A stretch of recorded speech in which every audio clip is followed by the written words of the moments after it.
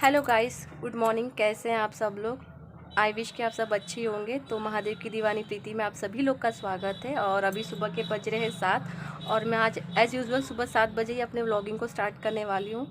और तो मैं बस अभी जा रही हूँ किचन में। और आप जानते हैं कि एक हाउसवाइफ की ज़्यादातर टाइम किचन में ही बीतता है, क्योंकि औरतों की जो लाइफ होती है ना, वो किचन से ही स्टार्ट होती है। और अगर आप चैनल पे नहीं है तो प्लीज़ मेरे चैनल को सब्सक्राइब कर दीजिए, मेरा चैनल महादेव की दीवानी प्रीति।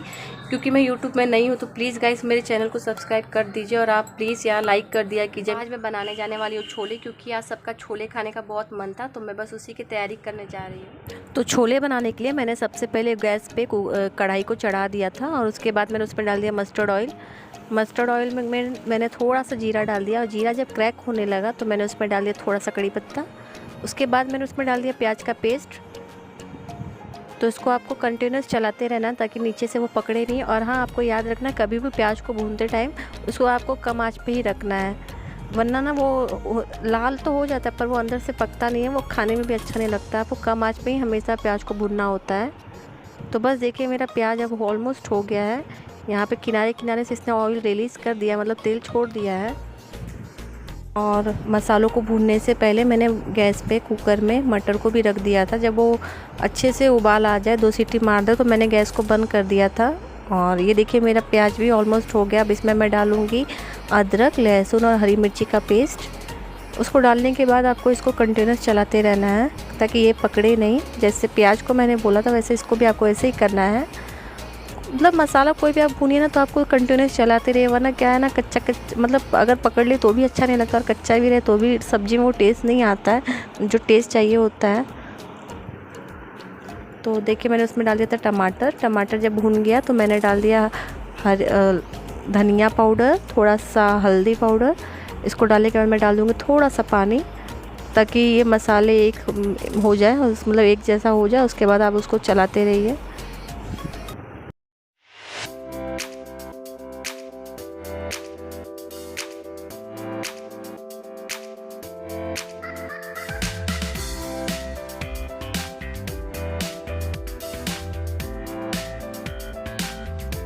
तो बस देखिए मेरा मसाला ऑलमोस्ट हो गया है। इसने किनारे से ऑयल रिलीज़ कर दिया है, तेल छोड़ दिया। अब मैं इसमें डाल दूँगी मटर जो मैंने उबालने के लिए रखा था। और मटर को डालने के बाद आप इसको थोड़ा देर के लिए अच्छे से भूनिए फिर से। मतलब आपको ज़्यादा भूनने की ज़रूरत नहीं, क्योंकि वैसे भी जो मटर है वो उबाल दिया गया है, तो उसको ज़्यादा पकाने की ज़रूरत नहीं होती है। तो देखिए मैं डाल रही हूँ।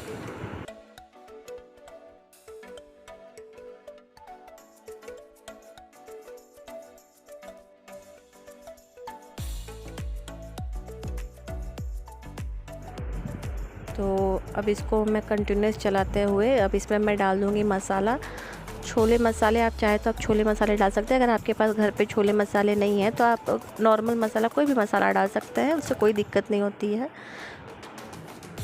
मसालों को डालने के बाद मैं उसमें डाल दूँगी नमक। नमक डालने के बाद मैं उसको ढक दूँगी और उसके बाद ये अच्छे से पकते रहेगा। उसके बाद मैं गैस को ऑफ कर दूँगी।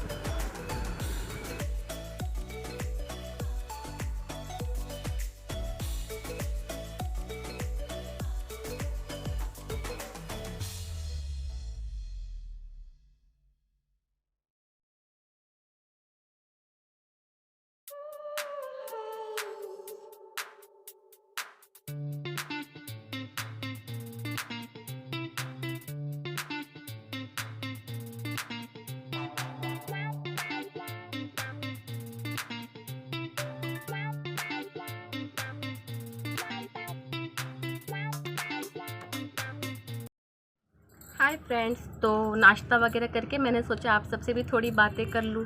तो शादी के पहले क्या था ना कि मैं सुबह सो कर उठती थी और मतलब ब्रश वगैरह कर लेती थी, फ्रेश हो जाती थी, उसके बाद चाय पी लेती थी।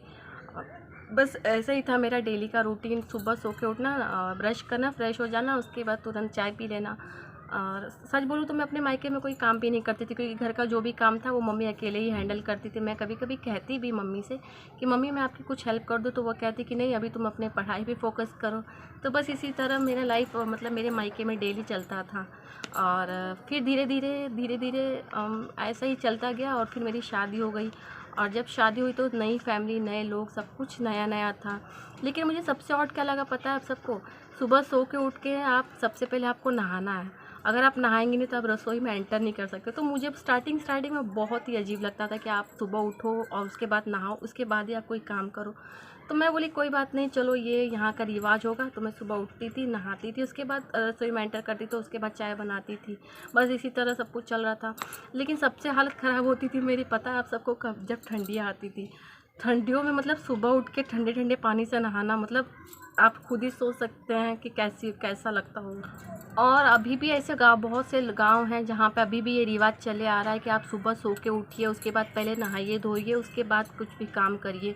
तो मैं भी ये सब करती थी, ऐसी बात नहीं है। लेकिन ये सब करते करते ना आपको एक धीरे धीरे एक आदत बन जाती है, आपका एक डेली रूटीन बन जाता है। सुबह सो के उठना, फिर नहाना धोना, इसी तरह से ये एक रूटीन बन जाती है। तो कभी ऐसा ऐसा कई बार होता है कि मतलब आपकी तबीयत ख़राब है और आप सोचते हैं कि चलो आज मेरी ज़्यादा तबीयत ख़राब है, आज रहने देती हूँ यार नहाने के लिए, रोज़ तो नहाना ही है। बट ना उस टाइम में जब आप नहीं नहाते हैं और आप मतलब आपको दवा खानी होती है, तो दवा खाने तो आपको थोड़ा सा तो खाना ही पड़ेगा। तो मैं सुबह उठ के कभी-कभी ऐसे मेरी तबीयत ख़राब होती है तो मैं सुबह होता है तो मैं कुछ ब्रश वगैरह करके और कुछ खा लेती हूँ, मतलब खाती हूँ और दवाइयाँ खाती हूँ। लेकिन सच बताऊँ भूख नहीं लगती, क्योंकि जब आप नहाते धोते ना तो आपको भूख भी लगती है। और ये सच्चाई है, आप खुद एक बार ट्राई करिए, आप सुबह सो के उठिए और नहाइए धोइए, आपको भूख भी लगेगी, आपको फ्रेश भी फील होता है, आपको मतलब अच्छा लगता है अंदर से, आपको एक पॉजिटिव एनर्जी आती है, काम करने में भी आपको अच्छा लगेगा। ये तो अगर बड़े बुजुर्गों ने अगर कोई रीति रिवाज बनाया है तो बहुत ही अच्छी बात है, बहुत अच्छा काम किया है। और धीरे धीरे ये एक आपकी हैबिट बन जाती है। और क्या होता है ना, शादी से पहले आपके ऊपर कोई रिस्पॉन्सिबिलिटी नहीं होती है, बट जब आपकी शादी होती है तो आपके घर की सारी रिस्पॉन्सिबिलिटी आपके ऊपर ही होती है। तो मैं आपको ये कहना चाहती हूँ कि जो पहले के जो बड़े बुजुर्ग हैं, जिन्होंने जो रीति रिवाज बनाया है, वो हमारे ही अच्छे के लिए बनाया है, वो हमारे लिए अच्छा होता है। क्योंकि आज की जो जनरेशन है ना, उनकी लाइफस्टाइल भी बहुत ही ज़्यादा चेंज हो चुकी है। ना टाइम पे खाना, ना टाइम पे नहाना, सब कुछ आज के जनरेशन में बदल चुका है। इससे हमारा नुकसान नहीं होता है, बल्कि ये जो नई जनरेशन है उनका खुद का नुकसान है, क्योंकि टाइम पे नहाना नहीं, टाइम पे खाना नहीं, इससे क्या होता है ना कि आपके अंदर हज़ारों बीमारियां जन्म लेती है। ये धीरे धीरे हमारे ही बॉडी को नुकसान करती है। हम जो चीज़ों को डिसबैलेंस करते हैं ना, वो उसको हम लोग को बैलेंस करके करना चाहिए, ये हमारे लिए ही बेनिफिशियल होता है। तो बस अब मैं इस ब्लॉग का एंड करती हूँ। और अगर आपको मेरे ब्लॉग पसंद आते हैं तो प्लीज़ गाइस मेरे ब्लॉग को लाइक कीजिए, मेरे चैनल को सब्सक्राइब कीजिए, क्योंकि मैं अभी यूट्यूब में नहीं हूँ। तो प्लीज़ गाइस मुझे आप सबके हेल्प की बहुत ज़्यादा ज़रूरत है। मेरे ब्लॉग को, मेरे चैनल को सब्सक्राइब कर दीजिए यार, क्या जाता है सब्सक्राइब करना तो एकदम फ्री होता है, रखते हैं। और अगर मुझसे कहीं कोई गलती है तो प्लीज़ कमेंट में मुझे बताइए कि मैं अपने अंदर क्या इंप्रूवमेंट लाऊँ। मिलेंगे अपने नेक्स्ट ब्लॉग में, तब तक के लिए बाय बाय।